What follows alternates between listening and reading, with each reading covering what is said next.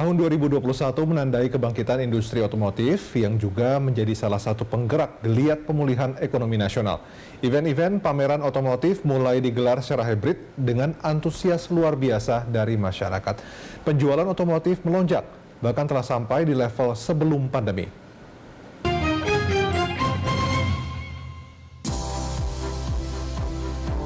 15 April 2021 menandai tahap awal kebangkitan industri otomotif nasional. Setelah sepanjang 2020 geliat sektor ini tertekan pandemi COVID-19, sebagaimana semua lini ekonomi, otomotif menunjukkan laju pemulihan paling cepat dibanding industri lainnya. Indonesia International Motor Show kembali digelar setelah pagelaran di 2020 terpaksa ditunda akibat COVID. IEMS digelar secara hybrid pada 15 hingga 25 April 2021. Total pengunjung secara offline mencapai 100.074 orang. 2.580 unit kendaraan terjual dengan nilai transaksi lebih dari 1 triliun rupiah.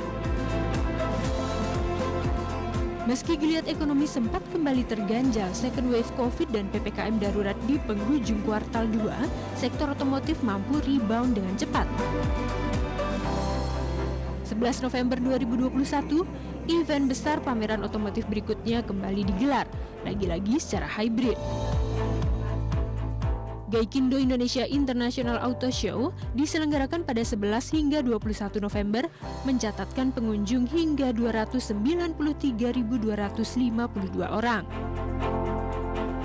Penjualan mobil melonjak sepanjang 2021, salah satunya dipicu insentif yang diberikan pemerintah berupa diskon pajak penjualan barang mewah atau PPNBM pada pembelian kendaraan roda 4 baru hingga 100% yang diperluas mulai 1 April 2021. Per akhir November, penjualan mobil sepanjang 2021 telah mencapai 790.524 unit, melampaui target yang awalnya dipatok 750.000 unit di 2021. Ada kenaikan 48,5% dibanding penjualan sepanjang 2020 lalu. Gaikindo kemudian menaikkan target penjualan menjadi 850.000 unit di 2021 dan 900.000 unit di 2022. Salah satu industri yang terkena dampak yang sangat besar karena pandemi di tahun 2020 yang lalu.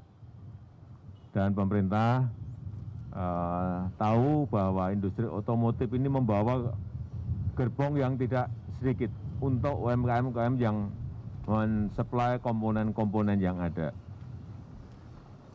Oleh sebab itu, pemerintah kemudian membuat kebijakan untuk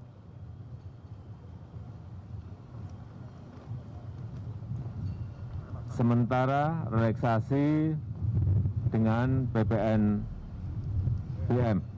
yang diberikan, dan ini kita lihat sangat mendongkrak penjualan, mendongkrak produksi dari industri otomotif kita. Terakhir angka yang saya dapatkan ada kenaikan kurang lebih 60%. Ini sangat baik untuk memberikan dorongan pada pemulihan ekonomi.